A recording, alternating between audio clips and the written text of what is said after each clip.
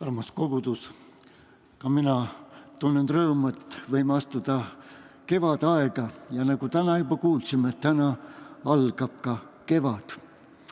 Ja ma usun, et kevad toob alati meie südamesse rõõmu, kui me näeme neid tagasi lendavaid linde, kes tulevad jälle oma rõõmsa lauluga meid tervitama ja nii edasi ja nii edasi.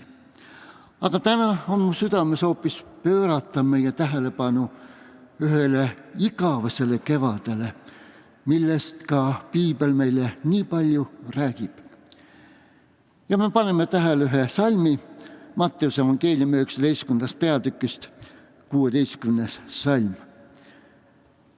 Ja vaata, keegi ütles Jeesuse juurde astudes, õpetaja, mis head ma peaksin tegema, et saaksin igavese elu. See keegi oli üks noor mees, kel oli vara ja rikkust ja ometi tema südames oli üks tõsine probleem ja mure, et kas tema kord ka pärib igavese elu.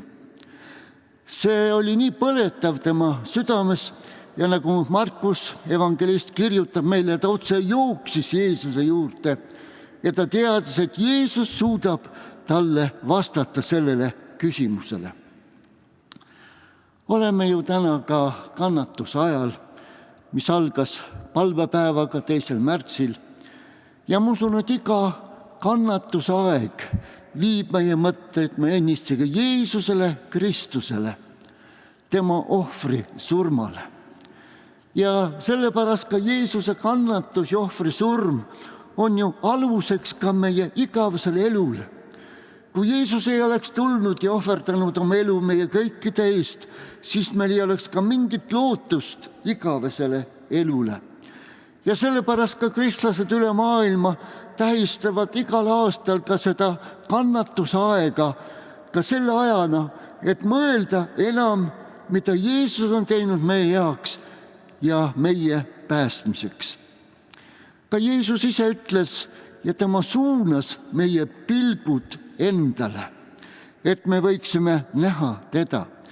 Ja Johannes on ka jäädvustanud need Jeesuse sõnad oma evangeeliumis 6. peatükis ja 40. salmis, kus Jeesus ütles, see ongi mu isa tahtmine, et igaühel, kes näeb poega ning temasse usub, oleks igavene elu.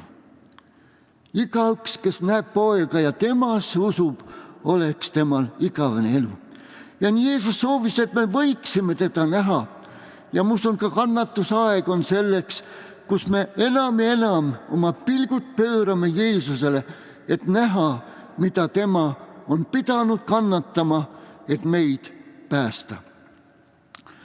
On huvitav, et paljud ütlevad, et see igatsus igaveselu järele või kaotatud paradiisi järele, mida inimkond kunagi omas ja kaotas, et see on nagu sünniga peedetud inimesse südamesse, hinge.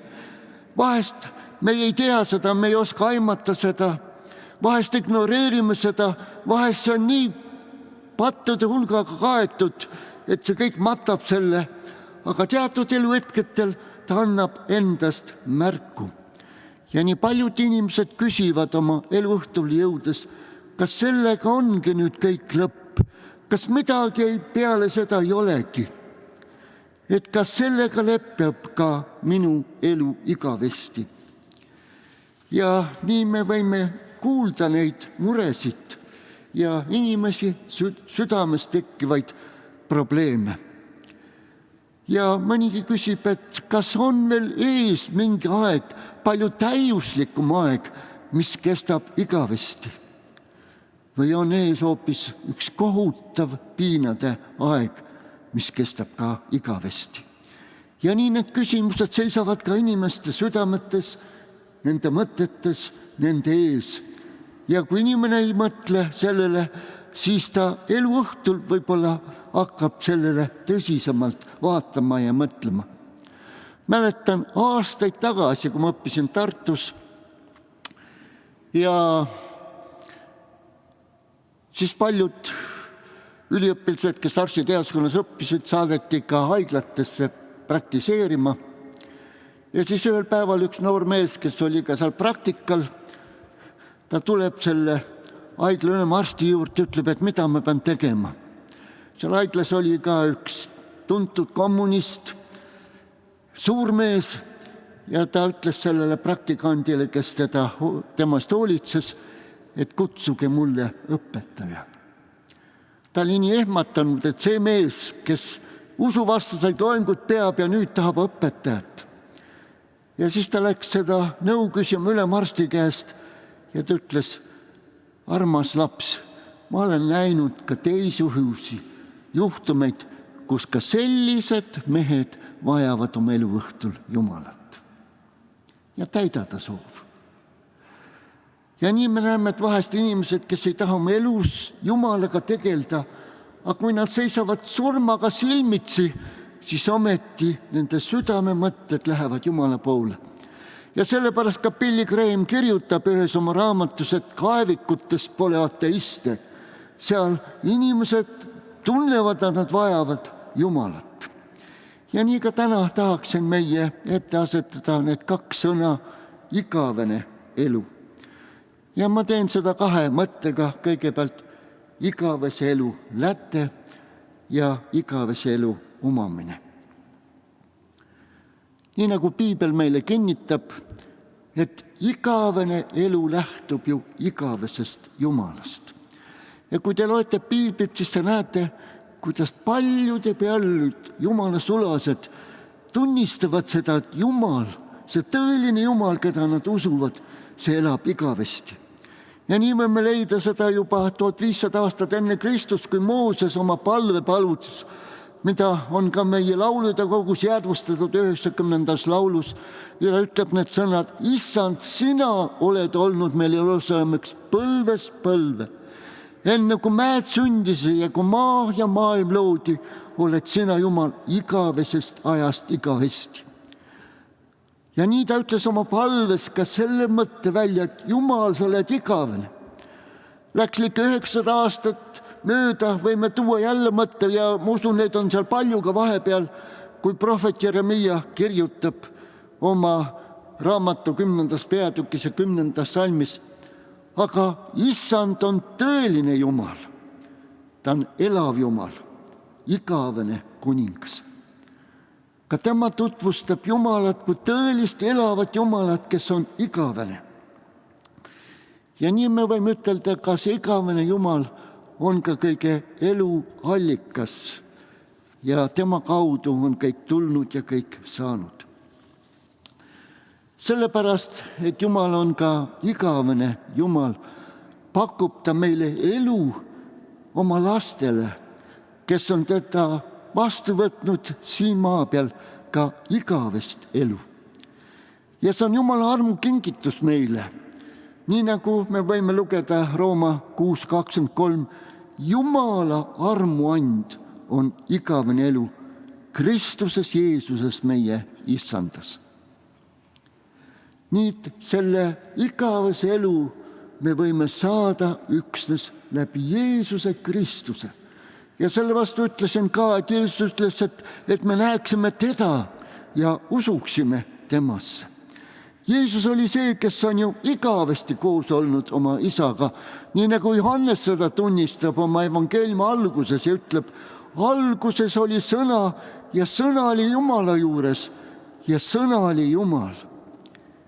Ja ta lisab seal edasi 1. peatükis, ja sõna sai lihaks ja elas meie keskel. Nii me lugeda Johannese evangeeliumi 1. peatükist. Ja me võime omada seda tänu oma südames, et Jeesus ka hea karjasena tuli igavese elu tooma meile siia maa peale. Ta tuli, et surra ja kannatada meie pärast, et meie võiksime olla koos temaga olla igavesti. Jeesus tõi selle imelise ohvri meie kõikide eest ja meie kõikide pärast. Vanas testamendis me võime lugeda väga palju ohvri toomisest Ja me teame, et see ohver, mida Jumalale toodi, see pidi olema terve, see pidi olema laitmatu. Juba piibli esimestest lehekülgedest me näeme, kuidas Jumal suhtus ohvrisse. Seda näeme isegi Aabeli ja Kaini loost, kui nad mõlemad tulid Jumala ette oma ohvriga. Aga Jumal võttis vastu Aabeli ohvriga, Kaini ohvri ta ei võtnud vastu. Miks pärast? Sest Jumal vaatas ka südame hoiakule. Millise südamega oli see ohver toodud? See ohver pidi olema õige ja laitmatu, mida Jumalale toodi. Hebra kirja autor kinnitab meile, et see Jeesuse toodud ohver oli laitmatu. Ja nii me võime lugeda Hebra 9. peatükist Jeesusest, kes igavese vaimu läbi ohverdas iseenese laitmatuna Jumalale. Jeesuse ohver oli täiuslik ja laitmatu. Ja sellepärast tema isa, igavene isa taevas, võis ka selle ohvri vastu võtta. On huvitav märkida, et igavese elu oli Jumal juba näinud enne maailma loomist. Seda, mida ta tahab oma lastele kord kinkida, Jumal oli juba ette näinud seda enne maailma loomist. Nii me lugeda Efesuse kirja 1. peatükist ja aimata seda, mida seal apostel on kirjutanud. Ja nii nagu Jumala sõna ütleb, aga seda Jumala poolt ette näinud igavesti elu me võime omandada ainult läbi Jeesuse Kristuse ja usu kaudu. Ja nii ju samal ajal ütleb meile, usus me mõistame, et maailmad on valmistatud Jumala sõna läbi ja et nägematust sündinud nähtav. Nii me lugeda Hebra 11. peatükist. Ja nii me võime ütelda, et see tõotus, mida Jumal on teinud ja et tema kingib meile igavese elu, Jumal juba mõtles sellele enne maailma loomist. Ja me näeme sellega, kui põhjalikult Jumal oli selle küsimusega tegelenud, mida meie kord võime armust ja tänu Jeesuse Kristuse ohvrile armuna vastu võtta. Me ei tea, mida see igavene elu meile kõike pingib ja kingib, aga me võime ainult aimata seda ja kui me üldse ka suudame seda aimata, mida Jumal on meile valmistanud. Igavese elu väärtuste kandjaks on ka igavesed väärtused. Ja sellepärast apostel Paulus ka kirjutab, et meie ei pea silmas nähtavat, vaid nähtamatut, sest nähtav on mööduv, nähtamatu on aga igavene. Nii võite lugeda 2. Korintuse peatüki 2. Korintuse kirja 4. peatükist ja 18. salmis. Ja nii me võime täna tunnistada, et selle maailma nähtavad väärtused ei suuda rahuldada Jumala poolt kingitud igavese elu soove ja igatsusi. Selle maailma nähtavad väärtused ei suuda täita seda, mida Jumal on meile näinud igaveseks eluks. Ja veel tahaks öelda, et see igavene elu on määratud ka igavesti kestvaks Jumala austuseks. See Jumala austus tuleb Jumala käest seal igavese elus meie poole ja meie poolt tagasi Jumalale. Ja ma usun, et need, kes on mõistnud seda austust, mida Jumal väärib ja mida me võime talle üldse kinkida, siis see on nii suur, et see otse haarab kogu meie olemuse. Ja nii ka apostel Peetrus tundis seda. Ja ta kirjutab oma esimese kirja 5. peatükis ja 10. salmis, aga kogu armu Jumal, kes teid on kutsunud igavesse kirkusesse Kristuses Jeesuses. Ta räägib siin igavesest kirkusest, kellesse Jumal on meid kutsunud. täna mõtlen ka oma kallile õele Vallile, kes suri 48 aastat tagasi, 24. märtsil. Ja ma mäletan tema ärasaatmist siin Oleviste kirikus. Enne oma surma ta otse kui oleks astunud juba igavikku. Ja siis ta korraga ütleb, et need sõnad: Jumal, kui suur ja püha sa oled. Ta korraga nagu oleks näinud seda Jumala suurust ja pühadust. Ja ta ütles need imelised sõnad: Jumal, kui suur ja püha sa oled. Nüüd mõned mõtted ka igavese elu omamise kohta. Rikas noormees tuli ju suure sooviga Jeesuse juurde, et Jeesus annaks talle vastuse, mille kaudu ta võib pärida igavese elu. Mis on need head teod, mis võimaldavad talle kord pärida igavese elu? Aga Jeesuse arvamus oli hoopis teine. Ka juudid, kes pidasid käsuseadust, nad arvasid, et selle käsuseaduse kaudu kingitaksegi neile elu, igavene elu. Aga mida ütleb Jumala sõna? Jaaduse või seaduse tegude tõttu ei mõisteta kedagi õigeks Jumala ees, sest seaduse kaudu tuleb patu tundmine. Jumala sõna ütleb, seal ei toimu mitte õigeks mõistmine, vaid patu tundmine. Sa hakkad korraga aru saama, et sa oled patune inimene. Sa vajad armu Jumala käest. Ja mõista seda oma patusust, see on juba suur, kui inimene seda hakkab kogema ja mõistma, et tema on patune, kes vajab armu Jumala käest. Kui Jumal kingiks meile oma igavese elu meie heategude tõttu või ka käsuseaduse pidamise tõttu, sest me teeksime Jumal nagu oma võlgnikuks. Ja ma ütlesin, Jumal, sa näed, ma olen need head teod pidanud, ma olen käsku pidanud ja nüüd sinu ülesanne on mulle kinkida igavene elu, et sa oled mulle võlgu. Jumalat ei saa me oma võlgnikuks teha. Ja sellepärast ei saa meiega oma heategudega, ükskõik kui nad head on, ära teenida igavest elu. Tahaksin öelda, et igavese elu me saame Jumala tõotuse tõttu. Et Jumal on seda tõotanud. Ja nii ka apostel Johannes kirjutab meile oma esimese kirja 2. peatükis ja 25. salmis. Ja see ongi tõotus, mida tema meile on tõotanud, igavene elu. Apostel Johannes oli selles nii vaimustuses, et Jumal on midagi suurt meile tõotanud ja see, mida ta tõotanud, ongi see igavene elu. Ja me teame, et Jumala tõotusi ei suuda keegi muuta.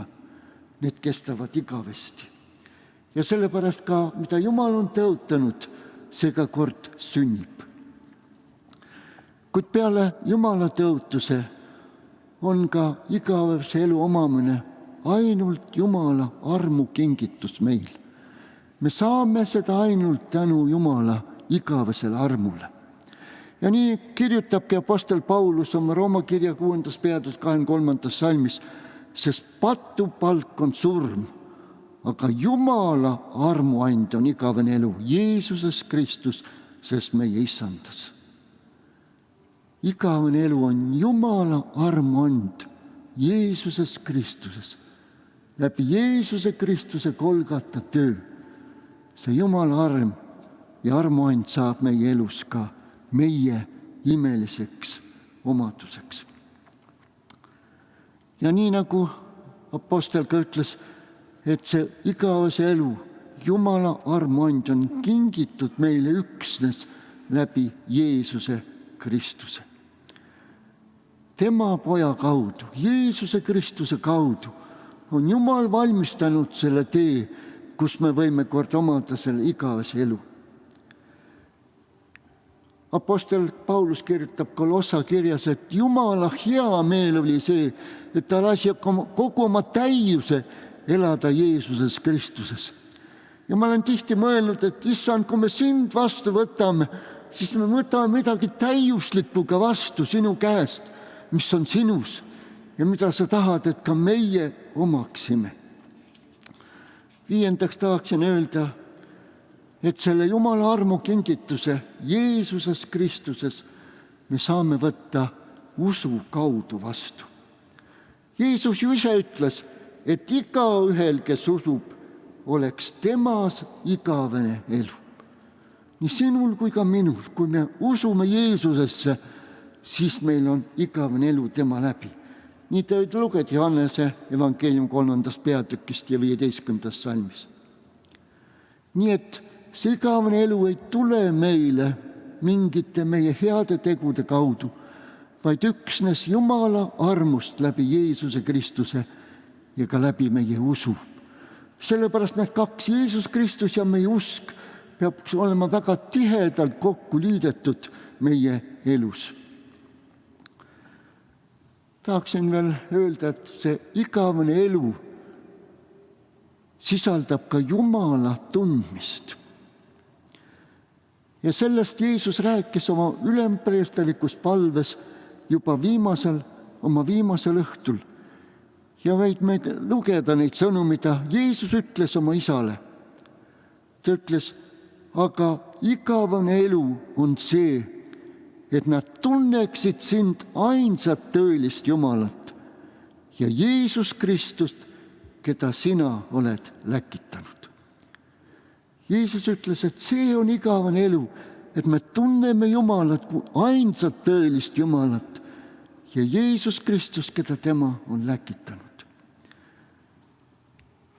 Jumal läkitas Jeesuse Kristusest, ta teades, et ainult läbi Jeesuse ohvri ja kannatuse me üldse võime omada kord seda igavest elu. Ja sellepärast apostel Paulus võis ka oma eluõhtul ütelda väga suure rõõmuga, sest ma tean, kellesse ma olen uskunud. Ta mõistis nüüd Jeesuse Kristus, tema ohvrit, ta teadis, kellesse ta nüüd on uskunud. Jeesus ütles, ma olen hea karjane ja tunnen omi ja minu omad tunnevad mind. Nagu minu isa tunneb mind, nõnda mina tunnen ka omi. Jeesus tunneb meid. Tema teab, kes on tema lapsed, kes järgivad teda, kes on tema sõnakuulenikud. Jeesus tunneb meid, igat üksikut. Ja mõtle, milline suur kingitus on sulle täna kingitud. Jeesus tunneb sind, ta tunnustab sind. Kas see ei ole suur kiituse tänu põhjus täna meil igale üksikule? Aga igavene elu oli ka selleks kingitud, et tunda ühte täiuslikku osadust Jumalaga. Ka Jeesus Kristus siin maa peal juba püüdis oma kaasajal rahvale rääkida sellest osaduse väärtusest, mis on tema ja inimeste vahel. Ja ta ütles sellepärast ka oma kaasale, mina olen eluleib. Et nii nagu te vajate igal päeval seda leibat, seda füüsilist jõudu selle kaudu omada, nii te vajate mind, et olla osaduses ka Jumalaga minu läbi. See on väga suur mõte, mida Jeesus oma kaasajale ütles.